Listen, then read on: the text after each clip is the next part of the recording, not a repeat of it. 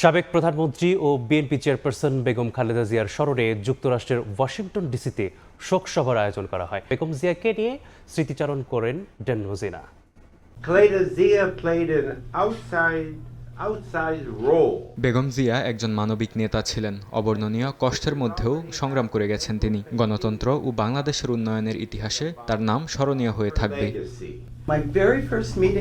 বেগম খালেদা জিয়ার সঙ্গে বহুবার দেখা করার সুযোগ হয়েছে আমার। যে কোনো উপলক্ষে তার সঙ্গে দেখা করতে গেলে খুব সুন্দর করে অভ্যর্থনা জানাতেন। তিনি সারা জীবন দেশ ও জনগণের কল্যাণে কাজ করে গেছেন।